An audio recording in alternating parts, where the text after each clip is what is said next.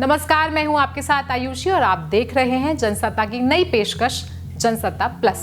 इस वीडियो में हम बात करेंगे ट्रेंड हो रहे टॉपिक की और टॉपिक से जुड़े कुछ और अदर इंफॉर्मेशंस की। चलिए आज हम आपको बताएंगे अमृतपाल और केजरीवाल के बारे में, कैसे इन दोनों का मामला आजकल देश में काफी ट्रेंड कर रहा है। हमारे देश में इस समय चुनावी समर जारी है और ऐसे में कई सारी आपको नई नई बातें पता चलने वाली हैं। जहां एक तरफ चुनाव हो रहे हैं तो दूसरी ओर दिल्ली में भी इस समय सियासत गरमाई हुई है। फिलहाल दिल्ली के सीएम अरविंद केजरीवाल जेल में बंद हैं और ऐसे में कोर्ट के आदेशों के अनुसार माना जा रहा है कि वे जेल से वोट नहीं डाल सकते।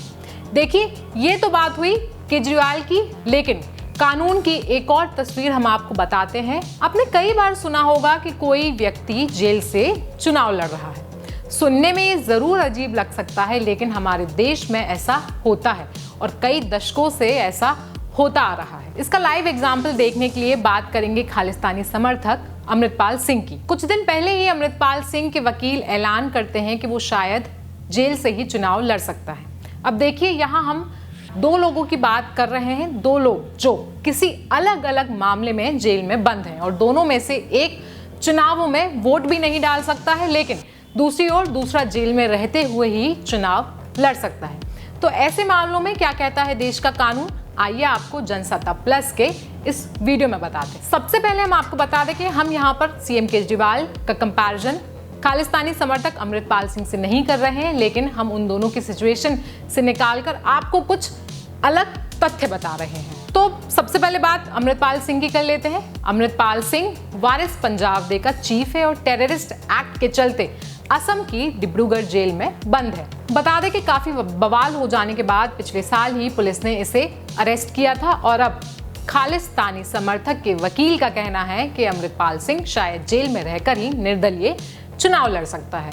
तो वहीं दूसरी तरफ है अरविंद केजरीवाल, जो इस समय दिल्ली की जेल में शराब नीति के चलते बंद है। लेकिन इन दोनों ही मामलों में कोर्ट ने अभी तक अपना फैसला नहीं सुनाया है, यानी कि ये दोनों अभी तक कन्विक्टेड नहीं है। लेकिन वापस से सवाल यही उठता है कि आखिर अगर कोई जेल में रहते हुए चुनाव लड़ सकता है तो फिर जेल में रहते हुए कोई वोट क्यों नहीं डाल सकता। खैर, भारत में चुनावों के दौरान ऐसे पैराडॉक्स काफी कम देखने को मिलते हैं। बता दें कि जिस सीट से अमृतपाल सिंह ने चुनाव लड़ने का फैसला किया है वो है पंजाब की खादुर साहिब सीट, जो इस समय पाकिस्तान से सटे तारन तारण इलाके में आती है। आपको बता दें कि गिरफ्तारी के पहले अमृतपाल के कई सारे बयान सामने आए, जब उसने कहा कि वो भारत के संविधान में नहीं मानता है और अब ऐसे में अगर अमृतपाल जीत जाता है तो उसे भारत के संविधान के अनुसार ही शपथ लेनी होगी और ये वो स्थिति होगी जब अमृतपाल भारत के संविधान को मानने लगेगा। बता दें कि अमृतपाल पर ऐसे ही देश विरोधी बयानों के चलते पुलिस ने एनएसए लगाया था और उसकी गिरफ्तारी की थी। खैर, भारत में जेल से चुनाव लड़ना कोई आम बात नहीं रह गई है। इससे पहले भी हमने कई ऐसे मामले देखे हैं जहां पर जेल में रहकर ही लोगों ने विधायक और सांसद पद की कुर्सी हासिल की है। अगर हम इतिहास के पन्ने पलटें तो साल 1996 में ही बसपा ने मुख्तार अंसारी को यूपी की मऊ सीट से टिकट दिया था, जिसकी हाल ही में हार्ट अटैक के कारण मौत हो गई थी। खैर, 1996 के बाद भी मुख्तार अंसारी 2017 तक जेल में रहकर ही चुनाव लड़ता रहा। मुख्तार के अलावा अगर हम देखें तो राष्ट्रीय जनता दल के चीफ यानी कि लालू प्रसाद यादव ने 1998 में जेल में रहते हुए लोकसभा का चुनाव लड़ा।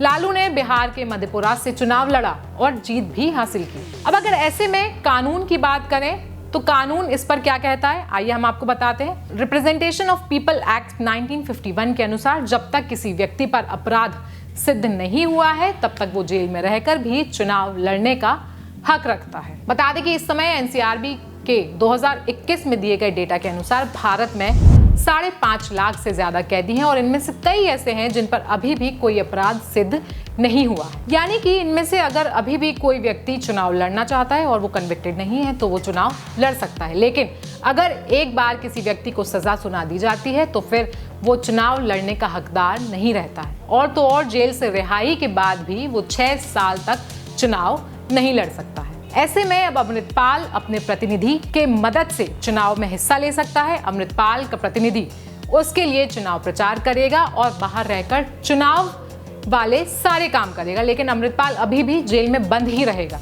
चुनाव लड़ने का मतलब ये नहीं है कि अमृतपाल को बेल मिल जाएगी। अमृतपाल अपने किसी रिप्रेजेंटेटिव के जरिए बाहर चुनाव प्रचार करेगा और अगर इन केस किसी भी हालत में अगर वो जीत जाता है तो वो कुछ समय के लिए जेल से बाहर आकर संविधान की शपथ लेगा और फिर शपथ लेकर वापस जेल चला जाएगा।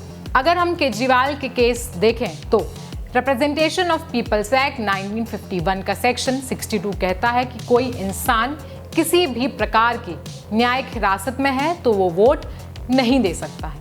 लेकिन अगर कोई इंसान डिटेंशन में है, यानी कि वो किसी भी अन्य कारणों की वजह से या अन्य हालातों के चलते नजरबंद किया गया है और उस पर कोई आरोप नहीं लगे हैं, तो फिर वो ऐसे में वोट देने का हकदार जरूर है। कुछ ऐसी ही स्थिति या फिर कुछ ऐसा ही मामला 2019 में दिल्ली हाई कोर्ट में उठा था, जब कोर्ट में कहा गया था कि जेल में रहकर कोई व्यक्ति वोट क्यों नहीं दे सकता, जिसके बाद कोर्ट ने साफ किया था कि ऐसे इंसान को वोट देने का अधिकार नहीं है जो जेल में बंद है। अब ऐसी ही स्थिति सीएम केजरीवाल के केस में है, जो फिलहाल जेल में बंद है। देखा जाए तो दिल्ली में 25 मई को चुनाव होने वाले हैं और ऐसे में अगर तब तक केजरीवाल को बेल या फिर केजरीवाल की रिहाई नहीं होती है तो केजरीवाल वोट नहीं दे पाएंगे और इन्हीं कारणों या फिर हम कहें कि स्थिति की वजह से केजरीवाल लोकसभा चुनाव 2024 में हिस्सा भी नहीं ले पाएंगे।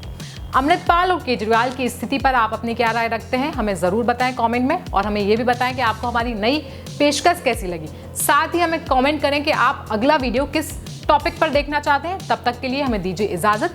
बाकी देश और दुनिया की खबरों के लिए देखते रहें जनसत्ता।